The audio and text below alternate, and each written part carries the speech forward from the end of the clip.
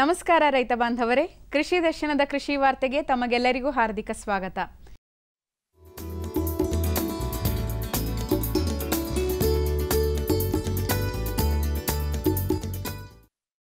K R ನಗರ ತಾಲೂಕು ಚಂದಗಾಲು ಗ್ರಾಮದಲ್ಲಿ ಇತ್ತೀಚೆಗೆ 2016-17ನೇ ಸಾಲಿನ ಬೀಜೋಪಚಾರ ಆಂದೋಲನ ಹಾಗೂ ಸುರಕ್ಷಿತ ಕೀಟನಾಶಕಗಳ ಬಳಕೆ ಬಗ್ಗೆ ರೈತರಿಗೆ ತರಬೇತಿ ಕಾರ್ಯಕ್ರಮವನ್ನು ಕೃಷಿ ಇಲಾಖೆ ಆಯೋಜಿಸಿತ್ತು. ಯಾವುದಾದ್ರು ಒಂದು ಔಷಧಿ ಸ್ಪ್ರೇ ಮಾಡಬೇಕು ಅಂತಂದರೆ ಯಾವುದೋ ಒಂದು ಬಾಟ್ಲಿ ಔಷಧಿ ಹೆಸರು ಇಟ್ಕೊಂಡು ಹೋಗೋಂಥದ್ದಲ್ಲ.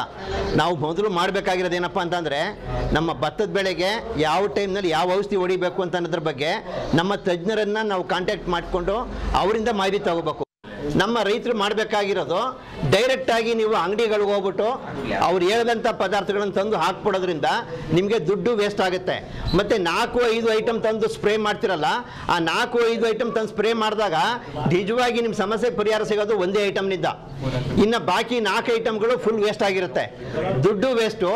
ಮತ್ತು ಜೊತೆಗೆ ನಾವು ಏನು ಸ್ಪ್ರೇ ಮಾಡ್ತೀವಲ್ಲ, ನಮ್ಮ ಗದ್ದೆಗಳಿಗೆ ಈ ಪೆಸ್ಟಿಸೈಡ್ನಲ್ಲಿ ಕೆಮಿಕಲ್ ಇರ್ತವೆ, ರಾಸಾಯನಿಕಗಳು. ಇವು ಕೆಮಿಕಲ್ ಹೋದಂಗೆ ಏನಾಗುತ್ತೆ ಅಂತ ಹೇಳಿದ್ರೆ, ಜಾಸ್ತಿ ಕೆಮಿಕಲ್ ಸೇರಿದಂಗೆ ಭೂಮಿನಲ್ಲಿ ಸಾವಯವ ಅಂಶ ಕಡಿಮೆ ಆಗ್ತಾ ಹೊರಟೋಗುತ್ತೆ. ಸಾವಯವ ಅಂಶ ಕಡಿಮೆ ಆದಾಗ ಎರೆಹುಳುಗಳು ಎಲ್ಲ ಕೇಳಿದ್ದೀರಾ, ನೋಡಿದ್ದೀರಾ. ಈಗ ನೀವು ಕಳೆನಾಶಕ ಉಪಯೋಗಿಸಿದಂಥ ಗದ್ದೆಗಳಲ್ಲಿ ಸ್ಯಾಂಪಲ್ಗೆ ಒಂದು ಎರೆಹುಳು ನೀವು ಗುಡ್ಲಿ ಆಗೋದು ತೋರಿಸಿ ನೋಡೋಣ, ಯಾರಿಗಾದ್ರೂ ಕೇಳ್ತೀವಿ.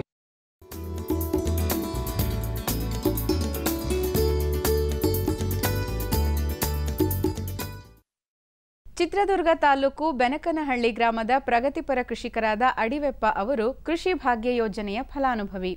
ಈ ಯೋಜನೆಯ ಅಡಿಯಲ್ಲಿ ಅವರ 13 ಗುಂಟೆ ಪ್ರದೇಶದಲ್ಲಿ ನೆರಳು ಪರದೆಯನ್ನು ನಿರ್ಮಿಸಿಕೊಂಡು ಟೊಮ್ಯಾಟೋವನ್ನು ಬೆಳೆಯುತ್ತಿದ್ದಾರೆ.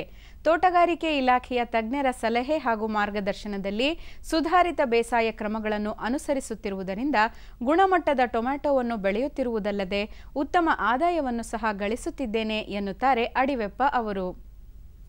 ಈ ತಾಂತ್ರಿಕ ಅಳವಡಿಕೆಯಿಂದ ನಮ್ಮ ಶ್ರಮನೂ ಹಿಂದೆ ಮಾಡಿರ್ತಕ್ಕಂಥ ಕೃಷಿ ಚಟುವಟಿಕೆಗೂ ಇದಕ್ಕೂ ಭಾಳ ವ್ಯತ್ಯಾಸ ಇದೆ.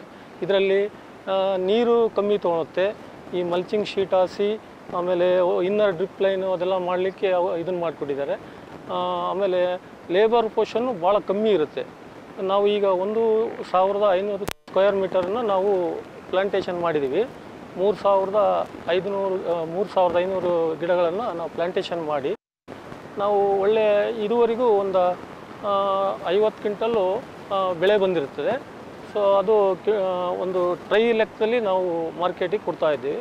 ಒಂದು ಟ್ರೈ ಕೊಡ್ತಾಯಿದ್ದೀವಿ, ಆವ್ರೇಜು 500-550 ಬಿದ್ದಿದೆ. ಸೊ ಇನ್ನೂ ನಮಗೆ ಒಂದು 80% ಇದು ಬೆಳೆ ಇದೆ, ಬರೋ ನಿರೀಕ್ಷೆ ಇದೆ. ನಮಗೆ ಒಳ್ಳೆ ಬೆಳೆ ಇದಾಯಿತು, ನಮಗೆ ತುಂಬ ಸಂತೋಷ ಆಯಿತು. ಈಗ ಸರ್ ಇದು ನಾವು ನಾಟಿ ಮಾಡಿ 3 ತಿಂಗಳಾಗಿದೆ. ಈಗ ನಮಗೆ ಕ್ರಾಪ್ ಸ್ಟಾರ್ಟ್ ಆಗಿ ಅಲ್ಲೇ ಒಂದು 15 ದಿವಸ ಆಗಿದೆ ಹಾರ್ವೆಸ್ಟಿಂಗ್. ಈಗ ಅಲ್ಲೇ ಸುಮಾರು ಡೈಲಿ ಹೋಗ್ತಾ ಇರುತ್ತೆ 10-15 ಟ್ರೈಗಳು. ಈಗ ಒಂದು 50 ಕ್ವಿಂಟಲ್ ಲೆಕ್ಕಕ್ಕೆ ಒಂದು 100 ಟ್ರೈ ಸಿಕ್ಕಿದೆ. ಈಗ ಇದೇ ರೇಟ್ ಇದ್ದರೆ ನಮಗೆ ಒಂದು ಕ್ವಿಂಟಲಿಗೆ ಆವ್ರೇಜ್ 2000 ಕಟ್ಟಿದ್ರು ಒಂದು 3 ಲಕ್ಷದ ಲೆವೆಲ್ಲಿಗೆ ಆದಾಯ ತೆಗಿಬೋದು ಅಂತ ಇದೆ.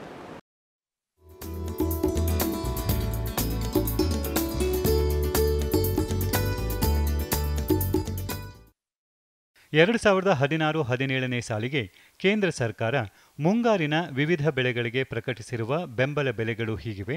ಈ ಬೆಲೆಗಳು ಪ್ರತಿ ಕ್ವಿಂಟಾಲ್ಗೆ: ಭತ್ತ ಸಾಮಾನ್ಯ 1470 ರೂಪಾಯಿ, ಗ್ರೇಡ್ ಎ 1510 ರೂಪಾಯಿ, ಜೋಳ ಹೈಬ್ರಿಡ್ 1625 ರೂಪಾಯಿ, ಮಾಲ್ದಂಡಿ 1650 ರೂಪಾಯಿ, ಸಜ್ಜೆ 1330 ರೂಪಾಯಿ, ಮುಸುಕಿನ ಜೋಳ 1365 ರೂಪಾಯಿ, ರಾಗಿ 1725 ರೂಪಾಯಿ, ತೊಗರಿ 5050 ರೂಪಾಯಿ, ಹೆಸರು ಕಾಳು 5225 ರೂಪಾಯಿ, ಉದ್ದು 5000 ರೂಪಾಯಿ, ಸಿಪ್ಪೆ ಸಹಿತ ಶೇಂಗಾ 4220 ರೂಪಾಯಿ, ಸೋಯಾಬೀನ್ 2775 ರೂಪಾಯಿ, ಸೂರ್ಯಕಾಂತಿ ಬೀಜ 3950 ರೂಪಾಯಿ, ಹುಚ್ಚೆಳ್ಳು 3825 ರೂಪಾಯಿ, ಎಳ್ಳು 5000 ರೂಪಾಯಿ, ಹತ್ತಿ ಮಧ್ಯಮ ಎಳೆ 3860 ರೂಪಾಯಿ, ಹತ್ತಿ ಉದ್ದವಾದ ಎಳೆ 4160 ರೂಪಾಯಿ.